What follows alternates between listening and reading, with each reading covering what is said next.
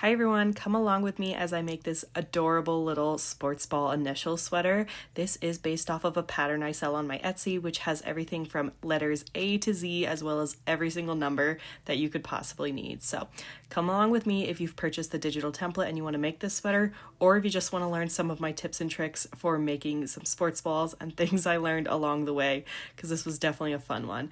I would say this is one of my more intermediate patterns, so let's get started, shall we? As always, I'll have all the supplies linked down below that I used, but you're going to need at least a sweater or blanket. One of my patterns, I have the A printed out here, and you'll notice it's about 6.5 inches tall. That's how you know you have printed it out correctly if you are purchasing the digital to print out. If I sent it to you, then you know it's correct as well, but I'm just showing you here that it's about 6.5 inches tall. Some of the letters may vary in size. And then you're going to need some needles. These are the needles I use. I like a nice sharp point to get through that sulky material. And then I have an air erasable pen and a Crayola washable, but I really prefer the Crayola for this project.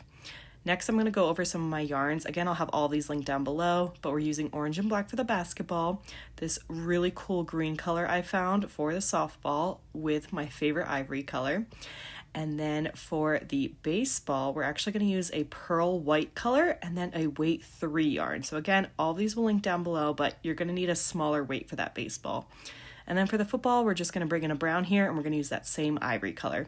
So I'll have all of these below, exactly what you need to get started on this. And then your digital template will have 4 sports balls on the bottom of your piece of paper. Feel free to cut those off now and set them aside. Mine didn't have it, but I just wanted to make that clear. Now, to get this template centered, you can do a few different options. You can either count the knit lines from left to right and then find the center that way. You can use one of these handy dandy rulers that kind of sorts out the collar, and then you can mark the center that way. Or you can just use a ruler and kind of just measure the center based off the collar. But I found my center and I just marked it with my water-soluble marker. And as you can see here, I'm just using the ruler of that t-shirt just to make sure it is perfectly centered, and it's about 4 inches away on both sides. So I'm ready to go ahead and get started. Now, each of my templates will start about 1 inch from the top. So I like to make sure that that top piece of the paper lines up exactly with the collar. And that's how I know my sports ball initial will start exactly 1 inch below that collar. So I find that's perfect spacing for most sweaters. If you're doing something like a newborn or a preemie sweater, you might have to go up a little higher just so it fits, or resize your template to match. But make sure you flatten that sulky down really nice and tight so that it stays while you're embroidering. Now we're gonna go ahead and get started with the softball. Notice that I have a tail on my needle. That just ensures that the needle doesn't really pop off of that yarn as I'm embroidering. But I'm gonna bring you in close here for this softball because I'm gonna show you really detailed how to do this first one, because it's the pattern you'll follow for the rest of these sports balls. So I'm gonna bring about 6 feet of yarn all the way through this first sports ball, and notice how in the back I'm going to keep about 6 inches of tail. We'll use that later to tie off with. We're going to be doing a chain stitch here, so go down through the same hole you just created and then come up about 1/8 of an inch, maybe 1/4 of an inch away on the outline of the tennis ball. Make sure you're in that loop so that when you pull through you get this nice little loop here.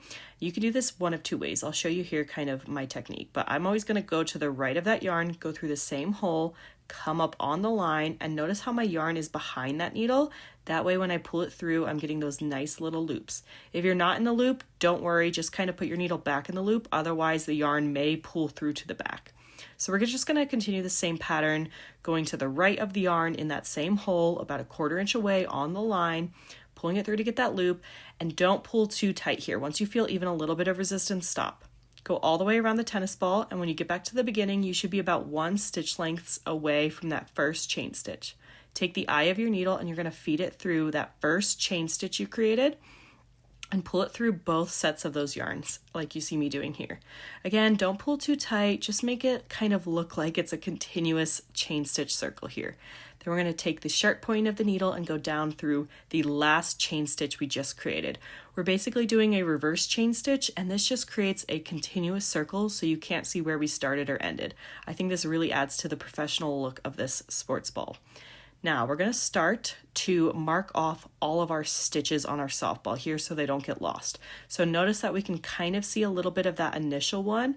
So I'm just going to follow that kind of archway of the softball and mark it off on top of the yarn. That way I don't lose where I am in the softball for the stitching. You can do this at the end and use those 4 sports balls that you had at the beginning to kind of like see where the stitches should be. But I find this is really easy to kind of just mark as I go so I don't lose track of the stitching, especially when you get to something like the basketball, which is a little trickier. So now that we have that marked off, we can come in the inside of our circle and start doing our next little concentric circle. I find that this is kind of going to be the hardest part, and it's how to keep my stitches as close together as possible without being overcrowded. So it's going to be really, really close here, but notice how when I pull through, the yarn just barely touches the outside of the yarn and there's no gapping here. If anything, be overly cautious. I would rather have gaps in this that I can fill in with a back stitch later than to kind of overcrowd it, because if you overcrowd it, you'll create kind of like a funneled effect, and you don't want that. So try to get it to look as close as possible to mine. I find I can do about 3 to 4 concentric circles following the same exact method where I kind of do this reverse chain stitch at the end to make it a continuous chain stitch loop, and then start another circle inside. So I'll do about 3 to 4 of those concentric circles. And again, once I finish off a section of the yarn, I'm going to go back in and mark it so I don't lose my stitching place on top. This is why I said the Crayola washable marker was a little bit better at the beginning, because I noticed my air soluble marker started to kind of disappear as I was stitching. So you really want to go for something that's not going to disappear on you, especially if this project will take you a few days. This is when I started to notice the air soluble marker was starting to come off way too quickly. So I'm just going to kind of re-go over my yarn here. And this is at the point where I'm like, let's just switch to a water soluble marker. So I'm going to bring out my Crayola washable marker, and I'm going to use this for the rest of the video because it will not dissolve in air, if that makes sense. So it will stay the entire time of the project. The only problem with this is your hands may get a little messy with the Crayola washable, but I promise once you wash your hands, it'll all come off. So you'll start to notice my hands get a little brown and a little black here as I start to use these markers a little too often, but it's totally fine. It all comes off in the wash. Now you'll also notice I have a tiny little bit of center left on this tennis ball. So I've done 3 concentric circles. I'm going to try to do a 4th one here. I can probably only get 3 or 4 chain stitches in here. So I'm going to aim for kind of like a square for my chain stitch. Now, if you can't do a like fully finished circle on here, it's totally okay. And I'll show you what I mean, but I'm just going to come in here and kind of just do like 90-degree angles for my chain stitches to try to get 3 or 4 chain stitches in here. The middle one is kind of just all about filling in that circle. It's not about perfection, because I've noticed you really can't see the difference. So if you can finish it off with a continuous circle, go for it. If not, you'll see me here just kind of go down into the sweater and finish off my chain stitch that way. And it's not that like fully continuous one, but again, it really doesn't matter for this inner circle. It's just a matter of kind of filling in that circle so that there's no white or sweater pulling through. So I'm happy with that. My hands are not happy though. They're getting a little bit dirty with this marker, but it's totally fine. So now that we have this finished, we can flip it over and we can tie it off. Now you may have to use your needle to navigate to the first piece of yarn if you have a gap. I didn't for some reason here. I think I made a mistake and kind of grabbed that yarn at one point. But either way, tie both of these with a triple knot here and then cut it off, leaving about 1 centimeter of leftover yarn here just to really secure that knot. It will start to fray when you wash it, but again, totally fine. This is very soft yarn, so it won't bother anybody wearing this. So now we have finished our tennis ball, and we're going to thread up our ivory yarn to do the stitching on the tennis ball. Now I'm going to show you a whipped back stitch here, but feel free to just do the back stitch part, but I'll show you both pieces here. So again, I have about 2 to 3 feet of yarn on this needle, leaving that tail, and we're going to start by coming up on any side of the stitching. Just make sure you're kind of like outside of that yarn so that you don't see any green poking through. So I'm really, really close to the edge here, but I'm on the outside of the green, so it should only be white. Again, leave that tail to tie off with later. I like to hold mine with my non-dominant hand. Now to do the stitches on top, I like to kind of skip and go in between the chain stitches. So since I have 4 rows of chain stitch, I will be going in between those 4 rows. I find it just helps to not have to go through yarn when I'm embroidering. And we're just going to do a back stitch here. So you'll notice I come up through the next place that I want to be, which is again in between chain stitches, and I pull it through. And then I'm going to go back down through that same hole I just created from the previous stitch. You're going to continue this process where you come up along the line you want to create and then go back down through the previous hole you just created. This doesn't have to be super perfect because we are going to come back through and do a whipped back stitch here, but just try to practice your back stitch because we will be doing this for the rest of the stitching of all of the sports balls. So continue this process until you get to the end of the tennis ball. And once you come back, you're actually going to be going down through the previous back stitch. So that way, when you come back up on the outside of the tennis ball, you're not interfering with any of the yarn. So you don't risk pulling the yarn through this way. So now you can come up on the outside of the tennis ball, again, pulling it taut. And now I'm going to take the eye of the needle, and this is going to be our whipped back stitch. So I'm going to weave this in between each of my back stitches. So notice how I'm going bottom to top with my back stitch, with my whipped back stitch and pulling it through all the way. And then again, taking that needle, going bottom to top, pulling it through all the way. Not too tight, just enough to kind of create that spiral effect. And keep doing this process all the way until you get back to the beginning. I had to do about 6 stitches, so I have 6 whipped back stitches to do. And then you can go down and finish off in the same hole you started with. You don't have to worry about them slipping through together because we're going to go up on the tennis ball to start that second line. To start it, I do go down with my needle on where I want to start just so I can see where I have to navigate to on the back. That way I can take the needle and just navigate to my next section on the back. That's just a little tip I do in case I can't visualize where the next piece of yarn should start on the back side. So pull that through, and now we can start by coming up on the next line. We're just going to repeat that same process over again where we go down doing a back stitch and then come back up doing a whipped back stitch. So go finish that off, and then we'll come back and I'll show you how to tie this off. And then you finish one of your first sports balls. So once you finish your second whipped back stitch, you'll notice on the back that your yarn is not together. So similarly to the first sports ball, if your green was kind of separated, you might have to navigate the needle back to the first piece of yarn. And I'm just going to take you in here. It really doesn't matter. Just make sure you're kind of going under some of the pieces of yarn so that little fingers don't get trapped under those gaps. But once you navigate back to that first piece of yarn, you can go ahead and tie a triple knot just like we did with the green. And you'll notice here I kind of alternate going left over right and right over left. It doesn't super matter. I just find it's a little more stable when I do it this way. Again, cut it off, leaving about 1/4 of an inch to 1 centimeter of yarn left over just to kind of keep it more secure.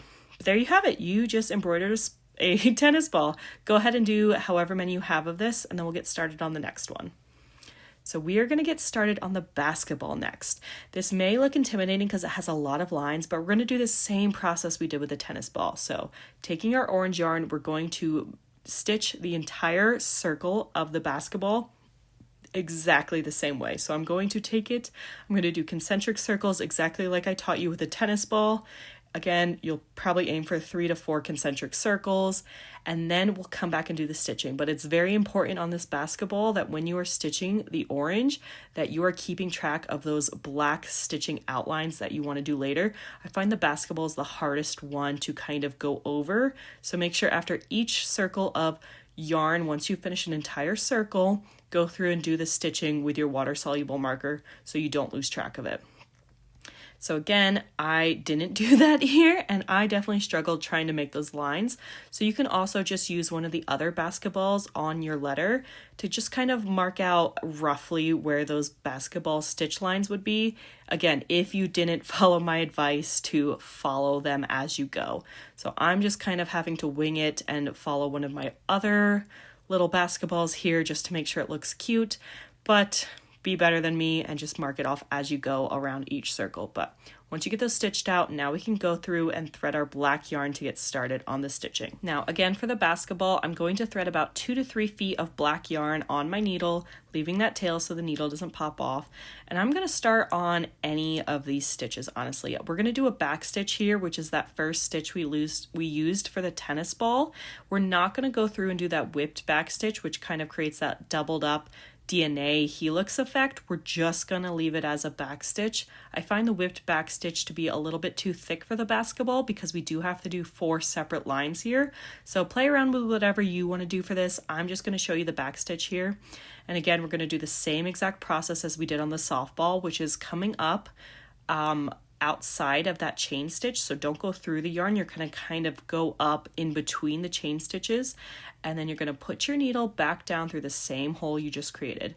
You're going to do that process all the way along the first line, and then exactly like I showed you on the softball, just navigate to the next line on the back and then start that line again. There really is no like good rhyme or reason to this stitching, honestly, on the basketball. So whatever you have to do to get all 4 of those lines stitched with the back stitch is all you're going to do. So it might be a little messy on the back, but once you get done, you can again navigate to that first piece of yarn you had and tie it off with a triple knot to keep it nice and secure. Again, there really isn't like a good rhyme or reason to this. So if you want to just do like 1 or 2 lines and then tie it off and try another one, feel free to do that as well. I haven't found like a good pattern to go off of to make it super clean here. So just try your best and follow those same guidelines as the softball. But again, tie off with a triple knot, cut it, leaving about a 1/4 inch or a centimeter of tail on those yarns, and there you have it. So finish off all your basketballs, and now I can get started on the football. Now this is the only symbol on here that isn't a perfect circle, so I'm going to show you how I do this. Again, I've threaded about 6 feet of brown yarn on my needle. We're just going to come up along the outside of the football. Just make sure you're not really on those points, because we have a special technique we're going to do to make those points a little more pointy than the circles we've been doing. So I'm just coming up somewhere kind of along the outside edge of the football, and I'm going to do the same exact chain stitch I've been doing this entire time. Again, about 1/8 to 1/4 of an inch, and just kind of pulling through, stopping once I feel any bit of resistance.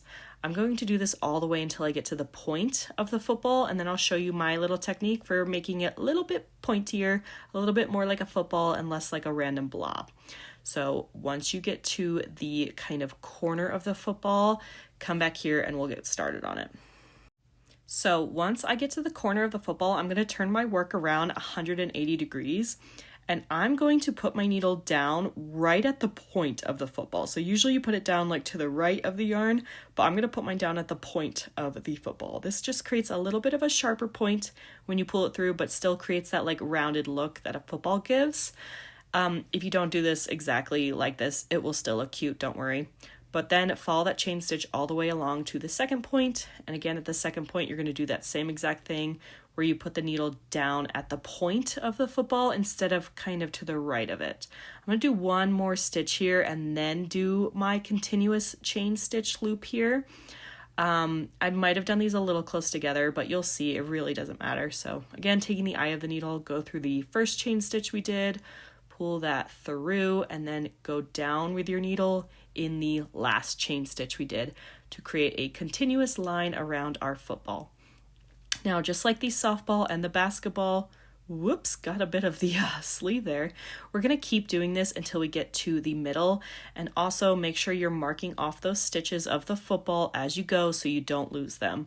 So again, I'm coming in with my air soluble. I don't know why I keep doing this. Make sure you use a water soluble, otherwise it could disappear on you if you leave your project out. Especially for this football, it's a little hard to see. So come back in, do the same exact process on the inner circle. So again, I'm coming up on the point of the football here, and instead of kind of just coming up to the right, I'm going to come up on the point. And you really kind of want to stick your needle down as far into the point of the football as possible. You'll kind of see me do it here where I like push it down. That just makes it so you don't see any of the sweater when it's poking through. If you wash it off and you notice some of the sweater poking through, that's totally fine. You can fill it in with some back stitches, but keep doing that until you get to the center of the football. I ended up doing 3 concentric football circles, and then I had this weird middle line here in the middle, so I'm just going to fill it in with 2 or 3 chain stitches and then stitch it down. Really, again, just like the softball, anything you need to do to just fill in that center so it's covered and you don't see any of the sweater poking through, that's all we're really aiming for here. So I think 2 stitches kind of filled it in for me. So now I'm just going to take my needle and go down through the sweater and just tie off all of this together. So as long as it's covered and you can't see any of the sweater, you're perfectly good. So on the back here, my pieces of yarn were actually really close together, so I was able to just tie it off with a triple knot here, and I didn't have to navigate my needle around. But again, navigate it back if your pieces of yarn aren't together, just so that there are no loops created that little fingers could get stuck in.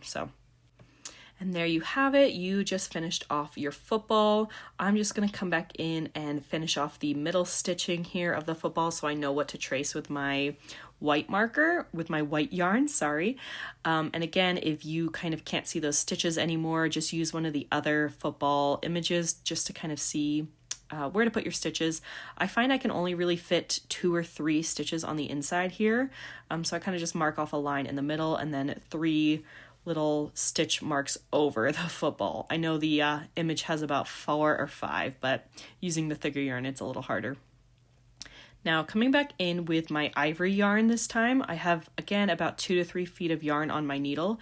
And again, just like all the other sports balls, we're going to come over the side of the football here, trying not to get any of that brown yarn, leaving a tail on the back. And again, we're just going to do that same back stitch on our football here, aiming for inside those chain stitches. The football, I like to start on these outside stitches and then do the inside ones and then finish it off with the outside stitching on the top of the football. That way I'm kind of just going bottom to top here, but you figure out what works best for you if this doesn't look good for you. I just found this kind of made it a little cleaner on the inside. I think for these footballs, I was able to get 4 back stitches in on each side. So I'm going to aim for 4 back stitches to get to the side. I lied. I was able to get 5 stitches in, and now we're going to navigate to the middle of the football so we can start those other stitches. So I'm just going to kind of navigate on the back of the sweater. Again, this is just so gaps aren't on the back that little fingers could get caught in. Never leave your kids alone wearing these sweaters. They aren't approved for safe sleep, but anything we can do to kind of get little fingers from not being caught, we're going to do. So I'm going to just take my needle now and come up in the middle here. I find this is one of the harder ones because I am right in between some stitches. So try to aim anywhere that's not yarn related. It might be a little easier to pull through, but again, trying to keep it in the middle there so that we can get those stitches looking like a football.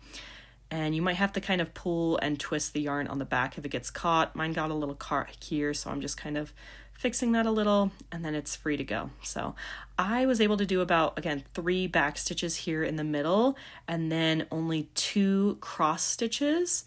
So again, here you'll just see me do 2 or 3 back stitches in the middle. And I'm gonna do the vertical line first, and then I'll come back in and do those horizontal stitches, just because I like to kind of cover up the seams of the stitches, and I'll show you that here in a minute. So I'm just doing my second back stitch here, trying to fill in that middle line of the football. This is one of those where you really don't want to pull too tight, otherwise your stitches might disappear into the brown of the football. So really try to keep it loose, and once you feel any bit of resistance, stop. So again, I was able to get 3 back stitches here in the middle, and now I'm going to come in, and anywhere I have a gap in my back stitch, I'm going to put a horizontal side stitch to be those kind of football seams. So I'm going to come in here and just use those 2 guides as where I'm going to put my horizontal stitches, because I really want to cover up those those gaps, those valleys in the stitch work. So I'm going to do 2 horizontal stitches here. You'll see me do 1 and then just come up again and do the second one. There's not too much rhyme or reason here. If you find you can fit 3 and it looks good, go for it. If you want to do more, go for it. If you want to try a weight 3 yarn, that might even look cute here. I'm just showing you what I did and how I was able to recreate this look. But again, embroidery is supposed to be an art, it's supposed to be fun, so just have fun with it. Again, though, on the back, I just navigated to that next line and finished it off with a back stitch, just like we have been doing this entire time. But on this one, you'll notice the yarn is really, really far away from that beginning yarn, so you really don't want to tie this one off. Again, you want to navigate on the back using all of those stitches as a guide, just to keep the yarn kind of taut, kind of clean, so that, again, little fingers don't get caught in this, and it just kind of holds up a little better when you do this. So once you navigate back, you can tie that triple knot just like we have been doing and cut it off, leaving about, again, 1/4 to 1 centimeter of yarn excess just for some more stability. So there you have it. Now congrats, you just learned 3 sports balls. The only one left is the baseball. It's definitely the most intimidating, but I'm going to walk you through it just fine. Now, I have about 6 feet, again, of this white yarn now. It's a little bit brighter than the ivory we used as the stitching. And I'm just going to, again, follow the exact same rules we did with the softball and the basketball, but with this white yarn. Again, I'm just going to do the chain stitch, make sure I leave a tail in the back, make sure I'm doing concentric circles until it's completely filled in. All the same steps we did with the softball and the basketball. The only difference here is going to be our red stitching on top. So again, make sure that as you stitch each circle, you are marking off where the stitches are on the yarn so that you don't lose track of it. But again, if you do lose track of it and you forget, you can just come in and kind of look at the other basketballs that you cut off and left to the side so that you can figure out where those stitches are. But try to keep it a little bit clean and a little bit organized by coming in and marking those stitches as you go. Again, here I'm just finishing it off with one final stitch. And just like the softball and the basketball, you might have to navigate the yarn a little bit. You'll see here I'm a little bit far away, so I'm just going to do like one stitch to navigate back to the beginning. Tie that triple knot, right over left, left over right, and right over left. Now this is where you can really see my fingers have started to get super grimy with all of the marker I've been using. Oh my gosh, I'm an absolute mess, but I promise it came off with soap and water right after this, and it will come off your sweater too, so don't freak out. Now, I did the first little side here of my baseball, but I have about 2 feet of my red weight 3 yarn. It has to be a smaller weight. And I'm going to come up on the outside edge just like we have been doing, and then again go down on the first chain stitch length. Now we're going to be using a fly stitch here. So to do that, I come up in between that stitch. So see how I'm kind of in between it? And then I'm kind of going to cross over it and go maybe 1/8 of an inch away from the initial stitch. This is going to be a fly stitch, and it's going to create those cute those cute baseball stitches. So I'm going to come up now on the end of that first stitch we did, and I'm just going to loop in that fly stitch. I'm going to use the eye of the needle because I was kind of getting a little bit of the thread, and then if you pull it down, you'll notice you kind of create that arrow. That's exactly what we want. So now again, go down about 1/8 of an inch away. I again am using my chain stitches here, and then come up on either side of the original stitch. Again, I try to aim for in the middle of that stitch, if that makes sense. So it really creates that kind of arrow and like triangle effect. So coming up halfway through, you'll notice I didn't pull this one through all the way. That way when I come up through the stitch work, I don't have to kind of navigate the needle through. I can kind of just pull it taut, and then it will get those threads right in line. So do that all the way down across the baseball.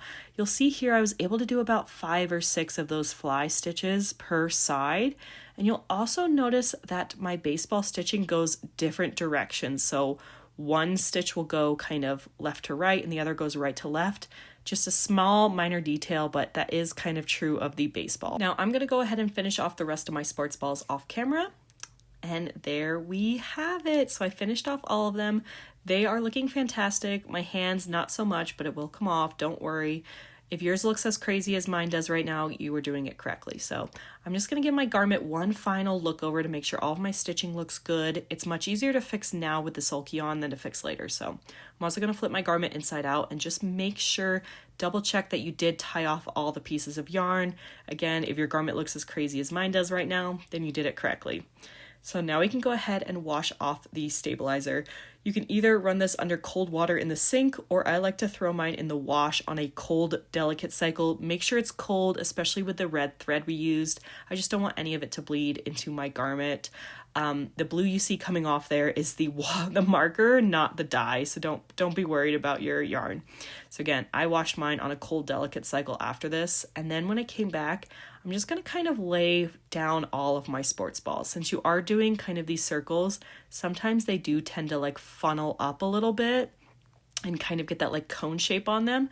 So I just like to kind of come through, lay my garment flat, and just push down the centers of any of those sports balls that are starting to pucker up a little bit. This is the most important wash, because once you wash your yarn the first time, it's really kind of like susceptible to memory almost. So if you push it down this first time, you won't have to do it the rest of it. So I'm just coming through, making sure all of mine are laying flat. If they're really starting to cone, you could even put like a book or something heavy on top to make sure they lay flat. But there you have it. Make sure your garment dries for at least 24 to 48 hours. I just leave mine to air dry flat like we had them. I find that gives the best results. I try to avoid putting it in the dryer. I find that it frays out the yarn when I do that. But if it does start to fray, you can come in with a lint shaver and just very lightly kind of shave off that fuzziness that starts to appear after a few washes and dries. But there you have it. This is one of my most intricate patterns, so I'm so proud of you if you made it this far. I would love to see what you guys made down below. Tag me on Instagram, YouTube, TikTok, wherever. I am so excited for you guys to get a handle on this pattern. But thank you so much for joining me today. I hope you learned something. If you did like this video, please leave a comment down below telling me what you loved about it. If you're new to my channel, please like and subscribe to this video. It really helps me out and it helps me make more content like this for you guys. So I really hope you make this, and I really hope your littles and your bigs love this pattern and they have so much fun wearing their initials on their sweaters. So hope you have a good rest of your day, and thank you. Happy crafting, everybody.